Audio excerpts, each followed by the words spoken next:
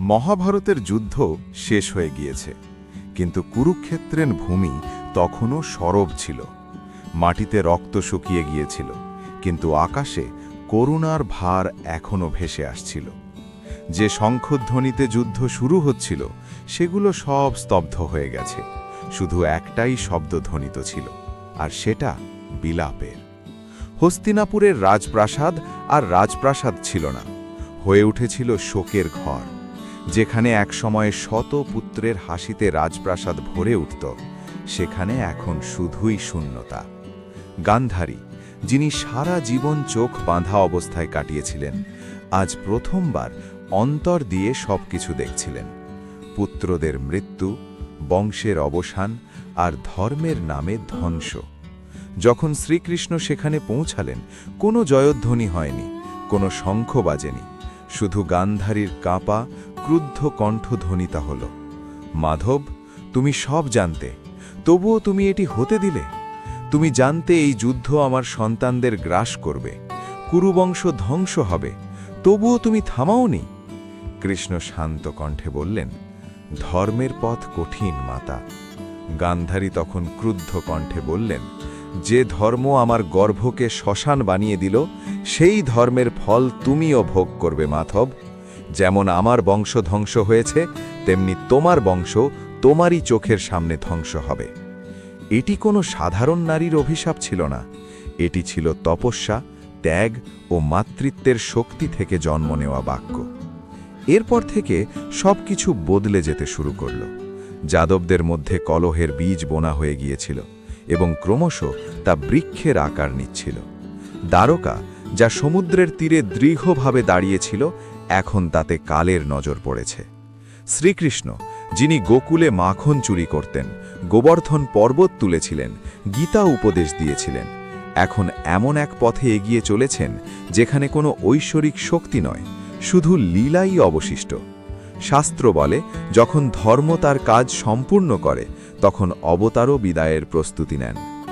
এক প্রভাতে শ্রীকৃষ্ণের প্রভাস ক্ষেত্রের সেই যাত্রা, সেটা কোনো উৎসব বা কোনো বিজয়ের জন্য ছিল না, সেটি ছিল সময়ের সাক্ষী হওয়ার স্থান।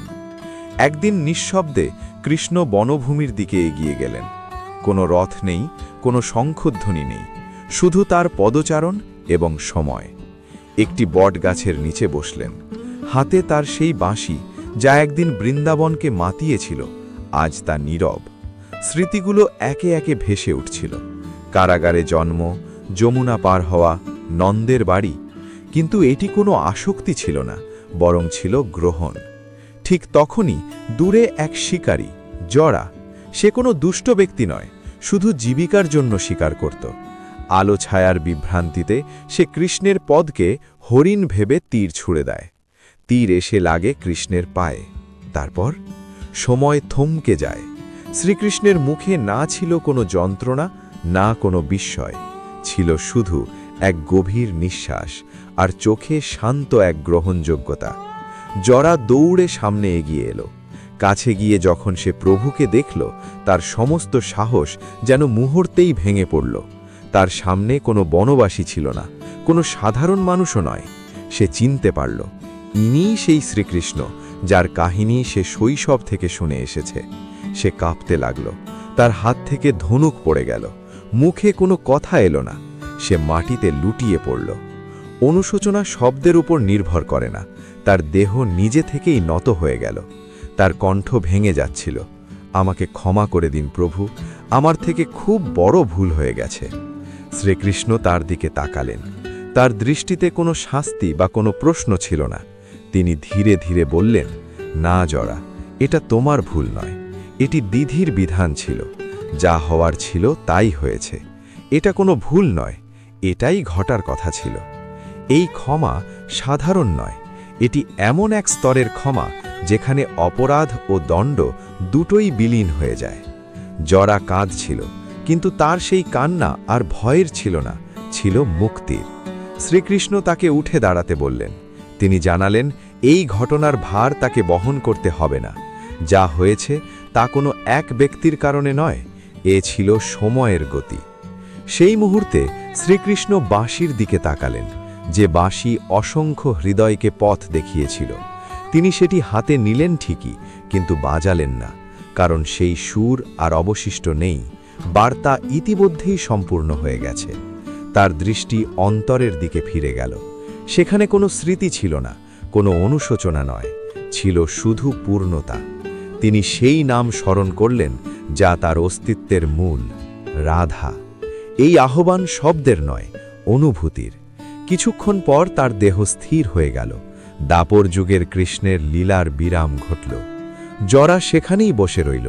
সে জানত তার জীবনের আগামী মুহূর্তগুলো আর আগের মতো থাকবে না। সে এমন এক সত্যের সাক্ষী হয়েছে যা শব্দে বর্ণনা করা যায় না। ঠিক সেই সময় দূরে দ্বারকায় এক অদৃশ্য নীরবতা ছড়িয়ে পড়তে লাগল। কেউ কিছু শোনেনি, কিন্তু সবাই যেন কিছু হারিয়েছে। শাস্ত্র বলে, যখন শ্রীকৃষ্ণ দেহত্যাগ করেন তখন দাপর যুগের ভিত্তি শেষ হয়ে যায়। সেই মুহূর্তেই কলিযুগের সূচনা হয়। প্রভাসের সেই বন শুধু কৃষ্ণের মৃত্যুর সাক্ষী ছিল না, এ ছিল এক যুগের সমাপ্তির সাক্ষী। সমুদ্রের ঢেউ ধীরে ধীরে এগিয়ে আসতে লাগল। এটি কোনো আকস্মিক বিপর্যয় ছিল না, এটি পূর্ব নির্ধারিত ছিল। নগরের মানুষ নিজের নিজের মতো বিদায় নিতে লাগল। পৃথিবীতে কৃষ্ণ আর দৃশ্যমান ছিলেন না, কিন্তু তিনি রয়ে গেলেন গীতায়, স্মৃতিতে, ধর্মে। পৃথিবীতে কলিযুগ স্পষ্ট হয়ে উঠল। মানুষ এখন বাহ্যিক পথপ্রদর্শকের বদলে গ্রন্থের দিকে তাকাতে শুরু করল। গীতা এখন শুধু যুদ্ধক্ষেত্রের বাণী নয়, এটি জীবনের প্রয়োজন হয়ে উঠল। কলিযুগ শুরু হলো কোনো ঘোষণা ছাড়া। এখন ধর্ম সহজ নয়, এটি বুঝতে হয়, বেছে নিতে হয়। এখন ঈশ্বর সামনে দাঁড়িয়ে পথ দেখান না, তাকে খুঁজে নিতে হয় নিজের বিবেকে। শাস্ত্র বলে, কৃষ্ণের প্রেম বিভক্ত নয়। যেখানে পূর্ণতা, সমর্পণ ও ধর্ম আছে, সেখানেই তার প্রকাশ।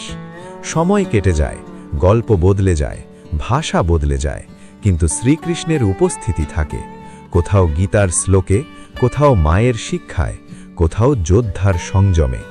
কলিযুগে কৃষ্ণ আর চমৎকারে নয়, তিনি প্রকাশিত হন মানুষের সিদ্ধান্তে, ভালো মন্দের মাঝখানে দাঁড়ানো বিবেকে। শাস্ত্র বলে, প্রতিটি যুগের নিজস্ব ধর্ম আছে। সত্য যুগে সত্য সহজ ছিল, ত্রেতায় মর্যাদা, দাপরে কর্ম ও সংলাপ, আর কলিযুগে একটাই ভিত্তি, স্মরণ। এই ছিল লীলার পূর্ণতা, এই নতুন সময়ের সূচনা। তবে যতদিন ধর্ম আছে, ততদিন কৃষ্ণ আছেন। আশা করি আপনাদের এই গল্পটি ভালো লেগেছে। যদি আপনি সত্যিকারের রাধা কৃষ্ণ ভক্ত হন, তাহলে এই ভিডিওটি লাইক করুন, চ্যানেলটি সাবস্ক্রাইব করুন জ্ঞানপূর্ণ গল্প শোনার জন্য, আর কমেন্টে অবশ্যই লিখুন, রাধে রাধে।